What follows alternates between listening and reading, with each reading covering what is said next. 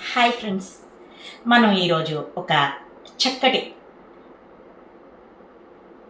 నీతి నియమాలను ఉద్దేశించి చెప్పినటువంటి ఒక చక్కటి శ్లోకాన్ని చెప్పుకుందాం. కార్యేషు యోగి కరణేషు దక్ష రూపే చ కృష్ణ క్షమయాతు రామ భోజ్యేషు తృప్త సుఖ దుఃఖ మిత్రం షట్కర్మయుక్త ఖలు ధర్మనాథ. అంటే ఏంటంటే, స్త్రీలకు నీతి నియమాలు, నడవడిక, నిబద్ధత ఎంత ముఖ్యమో చెప్పేటటువంటి ధర్మ సూక్ష్మాలు చాలా ప్రాచుర్యంలో ఉన్నాయి. అలాగే పెద్దలు పురుషులకు కూడా ఎటువంటి ధర్మాన్ని ఆచరించాలో చెప్పారు. శాస్త్ర పురాణ ఇతిహాసాలలో పొందుపరిచారు. మరి మన పిల్లలకు ఈ విషయాలు నేర్పి ఉత్తమంగా తీర్చిదిద్దుకుందాం. భవిష్యత్తుకు మంచి పునాది వేద్దాం. ఓకేనా? మరొక్కసారి పద్యం చెప్పిన.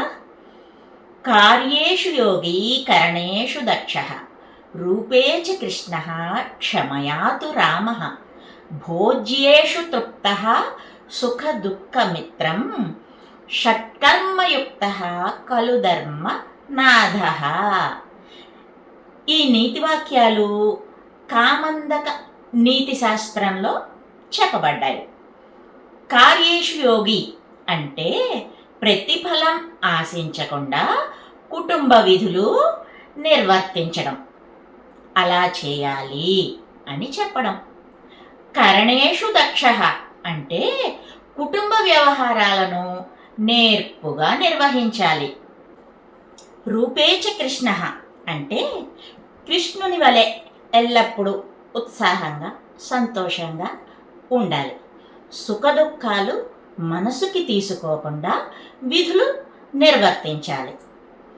క్షమయాతు రామ అంటే శ్రీరామచంద్రుని వలె ఓర్పుగా ఉండాలి, క్షమించే గుణం కలిగి ఉండాలి. భోజ్యేషు తృప్త అంటే భార్య కానీ తల్లి కానీ వండిన ఆహారాన్ని సంతృప్తిగా వంకలు పెట్టకుండా భుజించాలి. సుఖ దుఃఖ మిత్రం కుటుంబానికి మిత్రుని వలె అండగా ఉండాలి. ఈ 6 పనులు సక్రమంగా చేసేటటువంటి పురుషుడు ఉత్తమ పురుషునిగా, ధర్మం తప్పక నడిచేవానిగా ప్రశంసలు అందుకుంటాడు. అంటే పురుషులు ఈ విధంగా ప్రవర్తించాలి, జీవించాలి అని చెప్పేటటువంటి శ్లోకార్థం అన్నమాట. మరి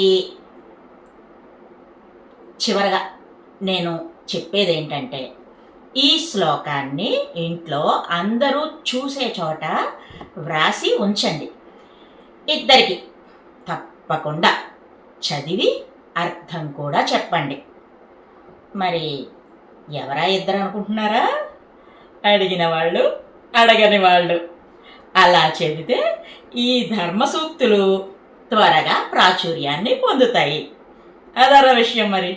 ఓకే, మళ్ళీ ఇంకొక మంచి వీడియోతో మీ ముందుకు వస్తా. By bye friends.